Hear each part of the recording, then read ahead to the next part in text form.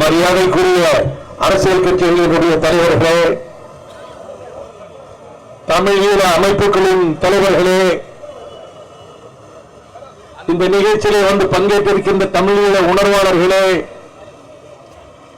அன்பு சகோதரிகளே, தாய்மார்களே, பெரியோர்களே, வாலிபர்களே, மாணவ சிங்கங்களே,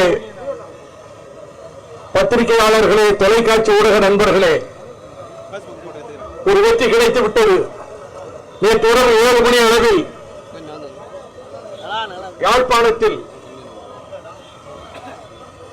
பல்கலைக்கழக வளாகத்தில் உள்ள மாணவர்கள் காலவரையற்ற உண்ணாவிரதம் இருந்தார்கள். முன்னாள் நாடாளுமன்ற உறுப்பினர் சிவாஜிலிங்கம் என்னை அலைபேசியில் அங்கிருந்து அழைத்து அவரிடமும் சேனாதி ராஜாவிடமும் உண்ணாவிரதம் இருக்கின்ற 7 மாணவர் தலைவர்களிடமும் என்னை பேச வைத்தார். நாங்கள் நன்றி தெரிவிக்கிறோம், தமிழ்நாட்டுக்கு நன்றி தெரிவிக்கிறோம். எங்கள் தூதரகத்தை முற்றுகையிட போகிற செய்தி அறிந்து நன்றி தெரிவிக்கிறோம். நாங்கள் விடமாட்டோம், முள்ளிவாய்க்கால் நினைவு தூணை அமைக்காமல் விடமாட்டோம் என்று என்னிடத்திலே உறுதி கூறினார்கள். அதை போல நேற்று இரவு துணை ராணுவம் ஒரு பக்கத்தை மிரட்டிக் கொண்டிருக்க, காவல்துறை ஒரு பக்கம் இருந்து மிரட்டிக் கொண்டிருக்க, துணைவேந்தரும் பதிவாளரும் ஒரு பக்கத்திலிருந்து மிரட்டிக் கொண்டிருக்க, நம்முடைய மாணவ வீர வேங்கைகள் நினைவு தூங்குடைய அடிக்கல்லை நேற்றைக்கு நாட்டிவிட்டார்கள். நேற்று இரவு மிகப்பெரிய வெற்றி அங்கே நேற்றுக்கே கிடைத்து விட்டது. சரத் வீரசேகரா இவன்தான் மாகாண சபைகளினுடைய பொறுப்புக்குரிய அமைச்சர், உள்நாட்டு பாதுகாப்பு அமைச்சர் சரத் வீரசேகரா. இவன்தான் மாகாண சபைகளின் அமைச்சர், உள்நாட்டு பாதுகாப்பு அமைச்சர். அவன் சொல்லுகிறான், இந்திய அரசுக்கு நாங்கள் பதில் சொல்ல வேண்டிய அவசியம் கிடையாது. இந்திய அரசுக்கு நாங்கள் ஒன்றும் அடிவண்டிகள் அல்ல. இந்திய அரசு எங்களுக்கு எந்த கட்டளையும் விட முடியாது. இந்திய அரசு எங்களுக்கு எந்த விதமான அறிவுரையும் சொல்ல முடியாது. இது எங்கள் நாடு, இது எங்கள் சிங்கள நாடு, இங்கே மாகாணங்களுக்கு இனிமேல் இடம் இருக்காது என்று சரத் வீரசேகரா சொல்லுகிறான். இந்த சரத் வீரசேகரா கிழக்கு மாகாணத்தில் ராணுவ தளபதியாக இருந்தவன். நம்முடைய தமிழர்கள் ஏராளமானவர்களை கொண்டு குவித்த கொடியவன் சரத் வீரசேகரா. இவன் தான் ஜெனீவாவிலே மனித உரிமை கவுன்சிலில் நான் பேசிக் கொண்டிருந்த பொழுது பேசி முடித்தவுடன் என்னுடன் தகராறு செய்வதற்கு 2 சிங்கள பெண்களும் 7-8 பேர் சிங்கள அதிகாரிகளும் வந்தவர்களே, அதுக்கு தலைமை வாங்கி வந்தவன் இந்த சரத் வீரசேகரா தான். அவன் தான் சொல்லுகிறான், நாங்கள் மாகாணங்களை கலைத்து விடுவோம், மாகாண சபைகளை கலைத்து விடுவோம், எங்களுக்கு யாரும் உத்தரவிட முடியாது என்று. அது மட்டுமல்ல, 8ஆம் தேதி இரவன்று ஜேசிபியை வைத்து இந்த நினைவு தூண் 2018ஆம் ஆண்டு தொடங்கப்பட்டு 2019 பிப்ரவரி 11ஆம் தேதி திறக்கப்பட்டது. நம்முடைய ஓவியர் புகழேந்தி பொங்குதமிழ் நினைவு தூணை திறந்து வைப்பதற்கு போயிருந்தார். அப்பொழுது இந்த நினைவு தூணை கட்டிக் கொண்டிருந்தார்கள். அது பிப்ரவரி 11, 2019 திறக்கப்பட்டது. இது அமைத்தது யாழ் பல்கலைக்கழக மாணவர்கள். அந்த யாழ் பல்கலைக்கழகத்திலே 4 மாணவர்களை முன்பு சுட்டுக் கொண்டிருக்கிறார்கள். சிங்கள ராணுவத்தினர் யாழ் பல்கலைக்கழக மாணவர்களே முன்பு சுட்டுக் கொண்டிருக்கிறார்கள். அவர்கள் நாங்கள் யாரை அழித்தாலும் எங்களுக்கு கேள்வி கிடையாது. அங்கே நினைவு தூணை இடித்திருக்கிறார்கள். என் அன்பு சகோதரர்களே, தமிழ்நாட்டு சகோதர சகோதரிகளே, நான் இந்த இடத்தில் இருந்தவாறு லயலா கல்லூரிக்கு பக்கத்தில் இருந்தவாறு துணை தூதரகத்தை முற்றுகையிட போகிற நேரத்தில் ஒன்றை சொல்லுகிறேன். அவர்கள் வெற்றி தூணை அமைத்திருக்கிறார்கள். வெற்றி தூணை அவர்கள் நம்ம தூணை இடிச்சிட்டாங்க, அடிக்கல் நாட்டியிருக்காங்க. வெற்றி தூணை அவர்கள் அமைத்திருக்கிறார்கள் சிங்களத்தினர். எங்கே? யானை இரவிலே 30,000 சிங்கள ராணுவத்தினர் 2500 பிரபாகரனுடைய புலிப்படையிடம் தோற்று ஓடினார்களே, அந்த யானை இரவிலே சிங்கள ராணுவத்தினுடைய வெற்றி தூணை நிறுவி இருக்கிறார்கள், வெற்றி ஸ்தூபி நிறுவி இருக்கிறார்கள். மன்னாரிலே, மட்டக்களப்பிலே, கிளிநொச்சியிலே, முல்லைத்தீவிலே அவர்கள் வெற்றி தூண்களை நிறுவி இருக்கிறார்கள்.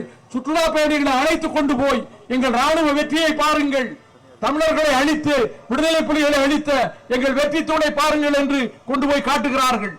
ஆனால் முள்ளிவாய்க்கால் முற்றத்திலே எங்கே யாழ் பல்கலைக்கழகத்துக்குள்ளே நிராதரவாக மடிந்தார்களே, கேள்வி கேட்பார் இல்லாமல் கொல்லப்பட்டார்களே, பான் கி மூன் ஐநா சபையினுடைய பொதுச் செயலாளர் அமைத்த மார்ஷிக் தாரிஸ்வனுடைய அந்த அறிக்கை சொல்லுகிறது 1,37,000 பேர் கேள்வி கேட்பார் இல்லாமல் கொல்லப்பட்டார்கள். மருத்துவமனைகள் மீது குண்டு வீசப்பட்டன. பெண்கள், பல்லாயிரக்கணக்கான பெண்கள் பாலியல் வன்முறைக்கு ஆளாக்கப்பட்டு நாசமாக்கப்பட்டு கொல்லப்பட்டார்கள். பச்சிளம் குழந்தைகள் பாலுக்கு வழியின்றி கொல்லப்பட்டார்கள். இவ்வளவு பெரிய படுகொலை அர்மீனியாவில் நடந்ததற்கு பிறகு, இடியமின் செய்ததற்கு பிறகு, ஹிட்லர் யூதர்களை கொண்டு குவித்ததற்கு பிறகு இப்படிப்பட்ட ஒரு இனப்படுகொலை இதுவரை நடைபெற்றதில்லை. இந்த இனப்படுகொலையிலே லட்சக்கணக்கான தமிழர்கள் செத்து 90,000 விதவைகள் இன்றைக்கும் இருக்கிறார்கள். காணாமல் போன தமிழர்களை காணவும் முடியவில்லை. இப்பொழுது இலங்கை அரசு சொல்லிவிட்டது, நாங்கள் ஜெனீவா மனித உரிமை கவுன்சிலை விட்டு வெளியேறுகிறோம். ஐநா எங்களை கேட்க முடியாது, மனித உரிமை கவுன்சில் கேட்க முடியாது, மனித உரிமை கமிஷன் எங்களை கேட்க முடியாது. இனி நாங்கள் யாருக்கும் கட்டுப்பட்டவர்கள் அல்ல என்று கோட்டபய ராஜபக்சே கூட்டம் அறிவித்து விட்டது. இங்கே இருந்து ஜெய்சங்கர் இந்திய வெளிவிவகார அமைச்சர் அங்கே போனார். 3 நாள் தங்கியிருந்தார். நான் 13வது சட்ட திருத்தத்தை பற்றி பேசினேன் என்று சொன்னார். அவர் ஊர் திரும்பி 48 மணி நேரத்திற்குள்ளாக இந்த அக்கிரமத்தை செய்திருக்கிறார்கள். அது மட்டுமல்ல, நாங்கள் மாகாண சபைகளை கலைப்பது எங்கள் உரிமை, எங்களை யாரும் தலையிட முடியாது என்றும் சொல்லிவிட்டான். இவர்கள் தான் ஒப்பந்தம் போட்டார்கள் முன்பு.